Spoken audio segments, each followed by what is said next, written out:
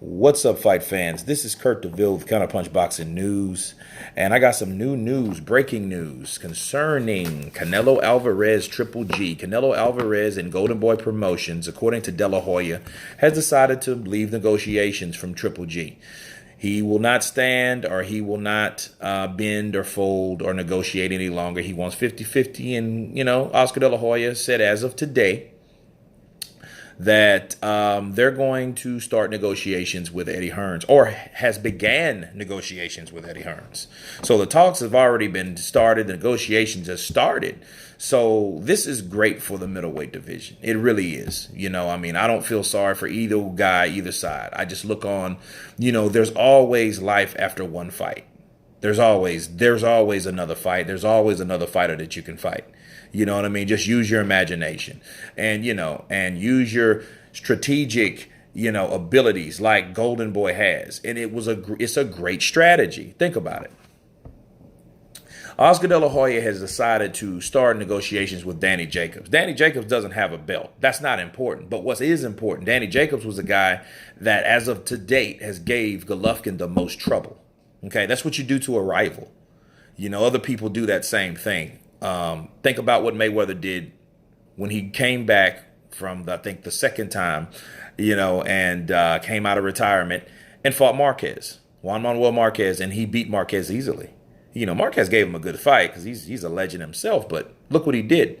He beat Marquez and showed everyone, I don't have to fight Pacquiao. People still wanted to see Pacquiao and Mayweather, but, that was a strategy just to show people like, hey, I beat the guy that gave my rival the most problems, and that's what Oscar De La Hoya has done. And I'm actually impressed with De La Hoya because that's how you do it. That's something that Triple G in K2 Promotion should have did in 2016 when Lara was making all that ruckus and making all that noise off Twitter from threatening to come up to 160 to fight Golovkin, where no one wanted to fight Golovkin.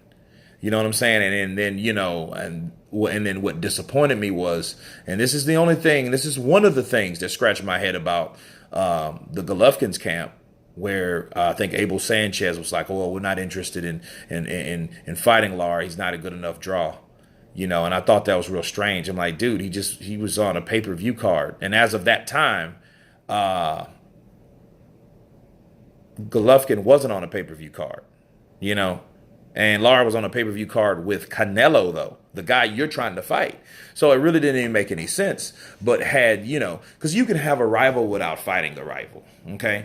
Manny Pacquiao and Mayweather was a rival way before they ever fought. The rivalry, and the war starts outside the ring. People need to understand that, okay? So, if Golovkin would have baited somebody like Lara, into a fight at middleweight at that time, he could have made an argument, because this is all this about argument. It's a war outside the ring. He could have made an argument that stated like, hey, and he would have beat Lara, or knocked Lara out and said, hey, look, I just beat the guy that everyone thinks that beat you. So come to me.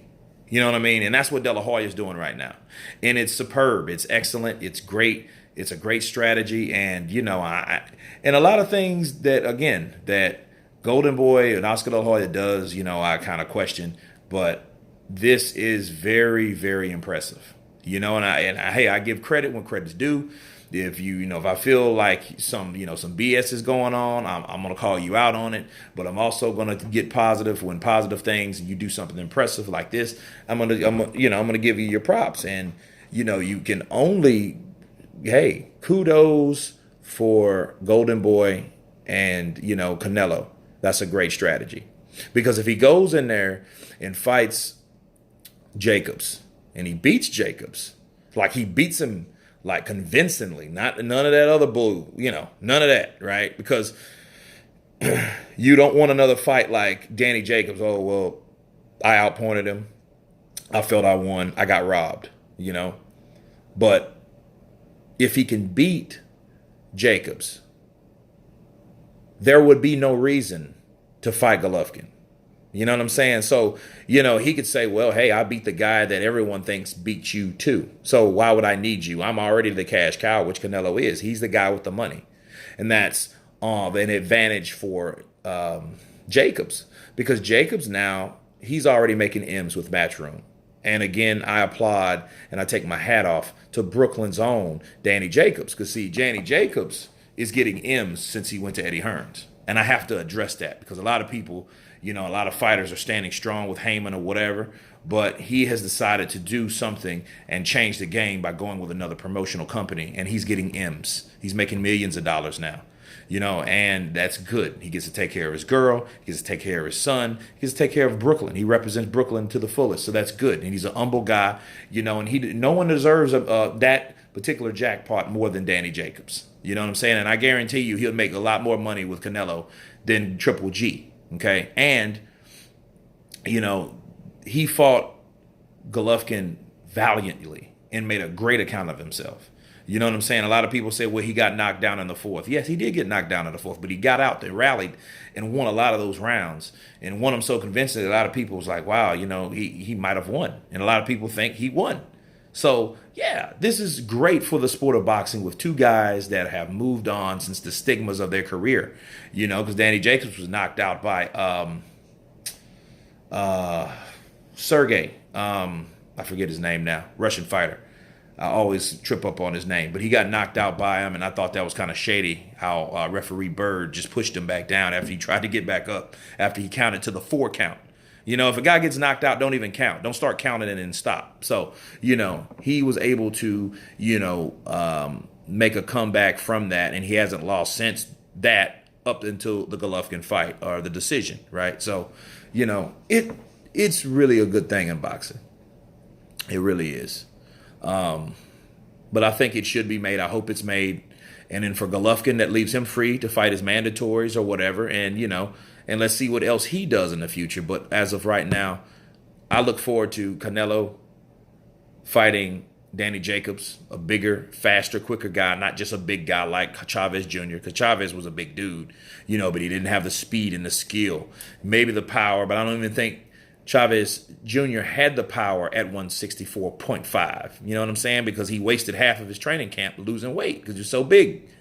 So, yeah, this is a guy that's a legitimate 160, and Canelo, this is only his second fight at middleweight. So we have to see what he can do with a big, strong guy like Jacobs. Will his power carry up? Did it carry up? No one really knows. And that's a question mark that will have to be answered when this fight gets made, if it gets made. Hopefully it'll get made, and we'll see what he does in the ring. But until then, guys, I'll keep you posted, tell you what's happening. You guys tell me what you think about this news. Please subscribe, and you guys been counterpunched.